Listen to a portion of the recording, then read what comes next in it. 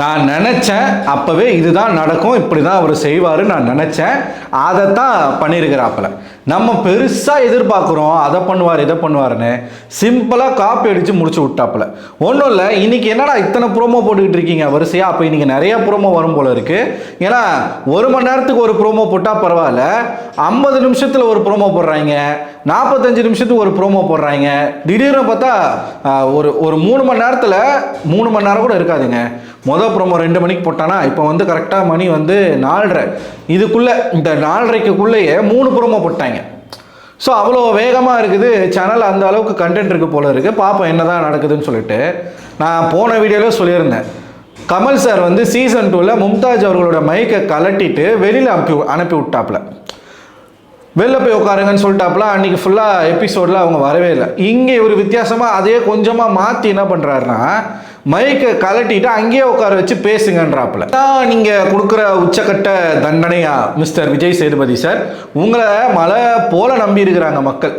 ஏங்க, போன வீடியோவில் எல்லாமே சொல்லியாச்சு இவங்க என்னெல்லாம் பண்ணியிருக்காங்கன்ட்டு. மறுபடியும் சொல்கிறேன், இந்த வாரம் முழுக்க அன்வான்டாக பேசியிருக்காங்க, வாண்டடாக மைக்கை மறைச்சு பேசியிருக்காங்க, ஆபாசமாக பேசியிருக்காங்க, எல்லார்கிட்டையும் சண்டை போட்டிருக்காங்க, எல்லா விஷயத்துலையும் மூக்கம் நுழைச்சிருக்காங்க. உச்சகட்டமாக ஆக்டிவிட்டி ஏரியாவிலேருந்து வெளியில் வரும்போது இந்த வீட்டுக்குள்ளே செய்யக்கூடாத ஒரு விஷயத்த செஞ்சுருக்கிறாங்க. வெளியில் அவங்க என்ன வேணால் பண்ணலாம். இந்த பீடைக்கும் அந்த கோமாளிக்கும் சப்போர்ட் பண்ணிட்டு ஒரு கேங் வேறு இப்போ களத்தில் இறங்கியிருக்குது.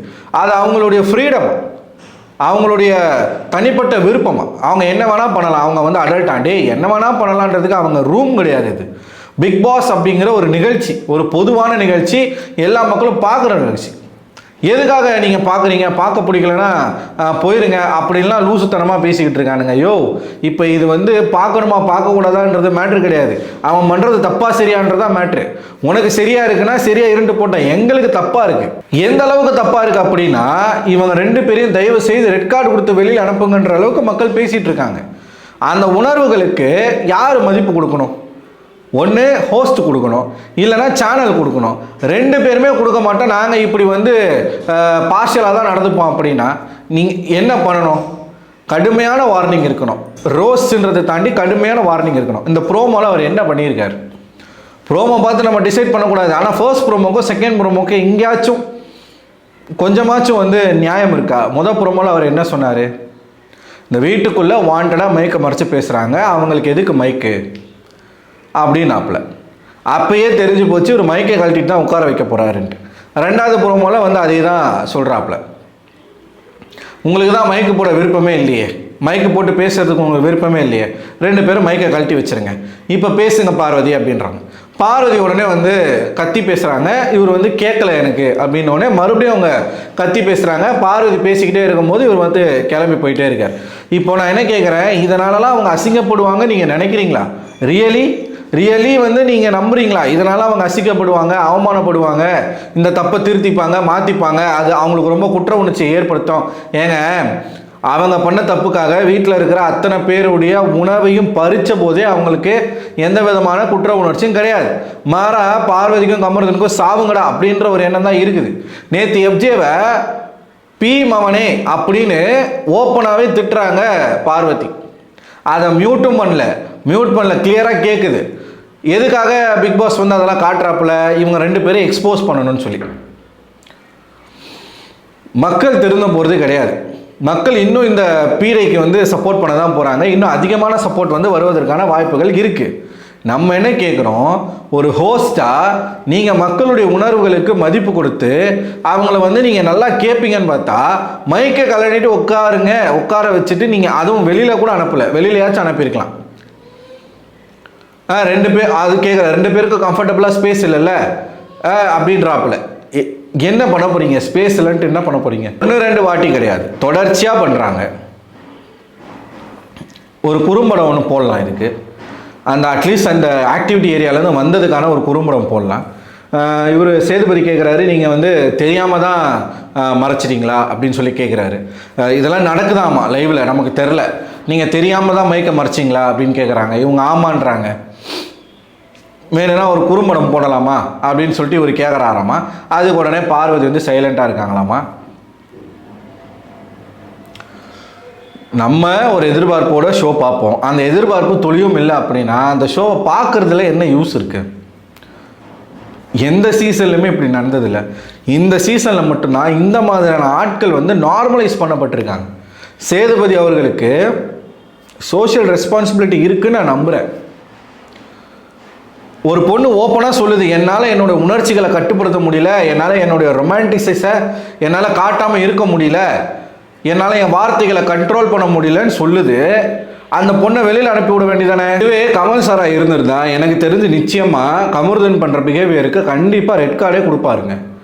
இல்லை அட்லீஸ்ட் வந்து எல்லோ கார்டாச்சும் கொடுப்பாரு. ஸ்ட்ரைக் 1 ஸ்ட்ரைக் 2 கொடுப்பாரு. ஒரு வார்த்தை தாங்க சொன்னான் நிக்சன், சொருகிடுவேன்னு சொல்லிட்டு. அந்த ஒரு வார்த்தைக்கு ஸ்ட்ரைக் 1 கொடுத்தாருங்க. ஆனால் விஜய் சேதுபதி, நீங்கள் உங்களுடைய ஓன் ஸ்டைலில் நீங்கள் ஹோஸ்ட் பண்ணுறீங்க, சரி, கொஞ்சமாச்சும் வந்து இதுக்கு முன்னாடி இருந்த ஹோஸ்ட் அவர் பண்ண அந்த விஷயங்களுக்கு கொஞ்சமாச்சும் நீங்கள் வந்து என்ன பண்ணணும், ஜஸ்டிஃபிகேஷன் கொடுக்கணும் கொஞ்சமாச்சும். இதில் வேற இவரை கூப்பிட்டு போயிட்டு ஹிந்தி பிக் பாஸ், மலையாள big boss, Telugu big boss, Kannada big boss, Hindi இல்லை சவுத் இந்தியன் பிக் பாஸ், இந்த 4 ஹோஸ்ட்டுமே வந்து ஒரு ஸ்டேஜில் ஏற்றி ஒரு ஷோ பண்ணுறாங்க. அங்கே போய் இவர் எதுக்கு பேசுகிறாரு? அந்த 3 பேரோட நிற்கிறதுக்கு இவருக்கு தகுதி இருக்கா? மோகன்லால் கூடயும் நாகார்ஜுனா கூடயும் சுதீப் வரலன்னு நினைக்கிறேன். மோகன்லால் நிற்கிறப்பல நடுவில் நாகார்ஜுனா, இந்த சைடு விஜய் சேதுபதி. அவங்களோட நீங்கள் நிற்கிறதுக்கு உங்களுக்கு என்னங்க தகுதி இருக்குது? அவங்க பண்ணுற ஹோஸ்டிங்கும் நீங்கள் பண்ணுற ஹோஸ்டிங்கும் ஒன்றா?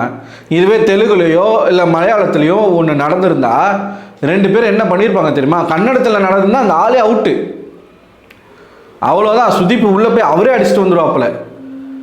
அந்த மாதிரி ஹோஸ்ட் பண்ணிக்கிட்டு இருக்காங்க. கொஞ்சம் போட்டி போடலாம்ல, உங்கள் காம்படிட்டர்ஸ் யாருன்னு பார்க்கலாம்ல. எனக்கு என்னமோ விஜய் சேதுபதி வந்து ஏதோ ஏனத்தானோன்னு வந்து அவர் பண்ணுறாரு, வாங்குகிற சம்பளத்துக்கு நம்ம ஏதோ வந்துட்டு ஒரு 2 நாள் ஷூட் வந்து பண்ணிட்டு போவோம்.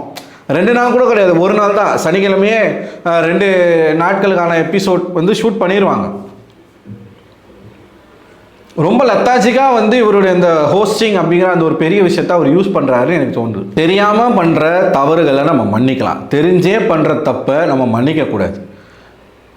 அதுக்கு இப்போ அந்த வீட்டில் எல்லாருமே ரூல்ஸை ஃபாலோ பண்ணுறாங்க. இப்போ எல்லாரும் ஏதோ ஒரு இடத்துல மைக்கை மறந்து வச்சுட்டு வந்திருக்காங்க, போடாமல் வந்திருக்காங்க, பாத்ரூம்லேருந்து வரும்போது போடாமல் வந்திருக்காங்க. சில பேர் வந்து மறைச்சி பேசியிருக்காங்க. ஆனால் அவங்க எல்லாருக்குமே வந்து ஒரு வாட்டி வார்னிங் கொடுத்த பிறகு அவங்க வந்து அதை ரிப்பீட் பண்ணலை. ஆனால் இவங்க 2 பேரும் நம்மளை எதுவுமே செய்ய முடியாது, நம்மளை கேட்கறதுக்கு ஆளே கிடையாது, என்ன பண்ணாலும் என்ன மிஞ்சி போனால் என்ன பண்ணிட போகிறாங்க, வீக்கெண்டில் வந்து விஜய் சேதுபதி காய்ச்சி பூச்சின்னு கத்த போகிறாரு, அவ்வளோதான் நடக்க போகுது, இதுக்கு எதுக்கு நான் மதிக்கணும், பரவாயில்ல நான் திட்டு வாங்கிக்கிறேன்னு சொல்லிட்டு அவ்வளோ தைரியமாக பண்ணுறாங்க. இப்போ கமருதனுக்கு தெரியும் அவன் பண்ணுறது தப்புன்ட்டு, ஆனால் அவன் அந்த பொண்ணு கூப்பிட்டா போயிடுறான். பார்வதி வாண்டடா அவங்க கேம் வந்து பார்வதியோட கேம் ஸ்பாயில் ஆகலை. பார்வதி அந்த இடத்துல தான் கிளவராக இருக்காங்க எனக்கு தெரிஞ்சு. அவங்க இந்த லவ் கண்டென்ட்டையும் கரெக்டாக பண்ணிவிட்டு டாஸ்க்குமே கரெக்டாக பண்ணிகிட்ருக்காங்க. அங்கே மற்றவங்க வந்து அதை செய்கிறது கிடையாது. இப்போ கமருதீன்லாம் வந்து டாஸ்கில் கோட்டை விட்றாப்புல, புரியுதுங்களா? அதுதான் அவங்க கேம் ஸ்பாயில் ஆகுறது. பார்வதி 2மே மெயின்டைன் பண்ணுறாங்க, அதனால தான் வந்து அவங்களுக்கு ஒரு ஆடியன்ஸ் இருக்காங்கன்னு நான் நினைக்கிறேன். ஆனால் அதுவுமே தப்பு தான். கேரக்டர் ரொம்ப ரொம்ப முக்கியங்க. இந்த பொண்ணை வெளியில் போயிட்டு எப்படிங்க சர்வை பண்ணும்? வீட்டுக்குள்ளேயே இப்படி இருக்குது, அதுவும் கேவலமான வார்த்தைகள். இவங்களை நோக்கி யாராச்சும் ஒரு விஷயத்த பேசிட்டா பார்வதி அந்த இடத்துல என்னங்க பண்ணுறாங்க, எப்படி ரியாக்ட் பண்ணுறாங்க? ஆனால் இவங்க என்ன வேணாலும் பண்ணலாம். கேட்டால் வந்து அது என் கேரக்டர்னுவாங்க, அது என்னுடைய நாட்டினஸ்ன்னுவாங்க. நான் என்னவோ பண்ணுறேன், நீ எதுக்கு கேட்குற, அதை கேட்குறதுக்கு நீ யார்? நேற்று திவ்யா பிரச்சனையில் நாங்கள் என்னமோ பேசுகிறோங்க, அதை கேட்குறதுக்கு நீங்கள் யார் அப்படியும் கேட்டுற வேண்டியது, நான் என்ன பண்ணணும்னு சொல்ல வேண்டியது. இந்த மாதிரி தான் அடுத்தவனை விமர்சனம் பண்ணோம். நீ வந்து துஷார் இந்த மாதிரி பண்ண, நீ வந்து ஆதிரியை இந்த மாதிரி பண்ண, நீ வியானாவை இந்த மாதிரி பண்ண, மற்றவங்களை கேட்குறிய. என்னைக்காச்சும் மூஞ்ச நீ கண்ணாடியில் பார்த்துருக்கியா? பார்த்து நேற்று உட்காந்து அழுகுறாங்க அந்த மேடம். என்ன சொல்லி அழுகுறாங்க? என் குடும்பத்தில் இருக்கிறவங்க என்ன நினைப்பாங்கன்னு தெரில, இவங்கெல்லாம் இந்த மாதிரி பேசுகிறாங்க. அதாவது இவங்க பண்ணுறது தெரில, இவங்க பண்ணுறதுனால ஒரு விஷயம் தப்பாயிரும்னு இவங்க பேசலை. இந்த வீட்டில் இருக்கிறவங்க எல்லாம் சேர்ந்து அவங்கள வந்து ப்ரொஜெக்ட் பண்ணுறாங்களாமா. எப்ஜே கிட்ட இன்னும் நீ என்னலாண்டா எப்ஜே பேசுவ, நீ இன்னும் என்னலாண்டா எப்ஜே இழுப்ப, என் ஃபேமிலியை பற்றி பேசிட்டேன், நான் லவ் கண்டென்ட் பண்ணுறேன்னு பேசிட்டேன், என் கேரக்டர் அசாசினேட் பண்ணுறான், என்னால் என் வார்த்தைகளை கண்ட்ரோல் பண்ண முடியல, எனக்கு கோபம் வருது, என்னால் என் உணர்ச்சிகளை அடக்க முடியல, என்னால் உணர்ச்சிகளை கட்டுப்படுத்த முடியல, பிக் பாஸ் கிட்ட கதறாங்க உட்காந்துக்கிட்டு. ஸோ ஆஸ் ஏ ஹோஸ்டாக எனக்கு தெரிஞ்சு விஜய் சேதுபதி இதை வந்து ரொம்ப ஸ்ட்ரிக்டாக கையாளணும். ஆனால் அவர் வந்து பார்வதியை ரொம்ப சாஃப்டாகவே ஹேண்டில் பண்ணுறாரு. கமருதனை ஹெவியாக ரோஸ் பண்ணுறாரு. எதில் ரோஸ் பண்ணுறாருன்னா திவ்யா விஷயத்தில் ரோஸ் பண்ணுறாரு.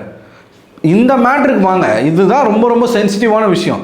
திவ்யாவுடைய பிரச்சனையை கேட்டு தான் ஆகணும், அதை வந்து மாற்றுக்கிறதே கிடையாது. எப்பயுமே கமருதன் வந்து பெண்கள்கிட்ட இதே மாதிரியான வார்த்தைகளை வந்து அவர் பயன்படுத்துகிறாரு. அதை வந்து அவர் கேட்கணும். அடுத்த ப்ரோமோவில் அதை பற்றி தான் பேசுகிறாங்க, நம்ம அதை வந்து பேசுவோம்.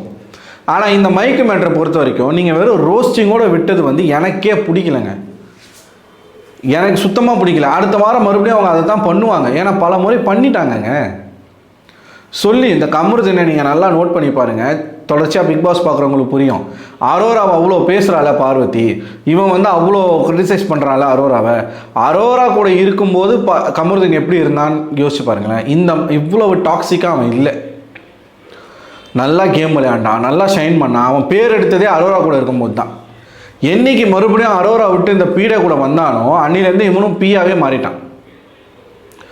பொய் பேசுறது, மாக் பண்ணுறது, சிரிக்கிறது, புள்ளி பண்ணுறது, ஒருமையில் பேசுறது, அசிங்கமாக பேசுறது, எகிரிட்டு போகிறது, அடிக்க வர்றது. இந்த சைடு மேடம் வெறும் ஆபாசம் ஆபாசம் ஆபாசம். ஸோ இது செகண்ட் ப்ரோமோ பார்க்கும்போது மைக்கை கலட்டி வைக்க சொல்லிட்டு அவங்கள வந்து உட்கார வச்சிருக்கிறாரு. இதனால் என்ன நடக்க போகுதுன்னு எனக்கு தெரில. பட் இருந்தாலும் நம்ம பார்ப்போம் அடுத்தடுத்த ப்ரோமோஸ் வருதா, இல்லை அப்டேட் வந்திருக்கு. நமக்கு அப்டேட்டில் வந்து நமக்கு என்ன சொல்கிறாங்க, ஹெவி ரோஸ்ட்டுன்னு சொல்கிறாங்க. எனக்கு ரோஸ்ட்டே பத்தலை நான் சொல்கிறேன். அது மட்டும் இல்லாமல் இவங்க அப்டேட்டில் சோர்ஸில் வந்து சொல்கிறாங்க ஹெவி ரோஸ்ட் இருக்குன்ட்டு. ப்ரோமோ பார்த்தா அந்த மாதிரிலாம் ஹெவியாக அவர் பேசுகிற மாதிரிலாம் தெரில. சிம்பிளாக ஒரு பனிஷ்மெண்ட் கொடுத்துட்டாப்பில், மைக்கை கழட்டி வச்சு உட்காருங்க, அவ்வளோதான். இதனால் அவங்க தெரிஞ்சிருவாங்கன்னா அவர் நம்புறாருன்னா அவர் தான் முட்டாள், நம்ம எதுவும் சொல்ல முடியாது. வந்த அப்டேட்டுக்கு ஏற்ற மாதிரி ஷோ இருக்குதா அப்படிங்கிறத நம்ம பொறுத்திருந்து பார்ப்போம். ஸோ நீங்கள் என்ன நினைக்கிறீங்க? விஜய் சேதுபதி அவர்கள் வந்து மைக்கை கலட்டி அவங்கள உட்கார வச்சது வந்து கரெக்டான பனிஷ்மெண்ட்டா? கரெக்டான பனிஷ்மெண்ட் தான், பட் எனக்கு இது பத்தலை அப்படின்னு தான் நான் சொல்லுவேன். உங்களோட கருத்து என்ன அப்படிங்கிறத கமெண்ட் பாக்ஸில் கமெண்ட் பண்ணுங்கள். இந்த வீடியோ பிடிச்சிருந்தா இந்த வீடியோ லைக் பண்ணுங்கள். உங்கள் நண்பர்களுக்கு மறக்காமல் ஷேர் பண்ணுங்கள். அடுத்த ஒரு வீடியோவில் உங்களை வந்து சந்திக்கிறேன். அதுவரை உங்களிடம் விடைபெறுவது நான் அரவிந்தன்.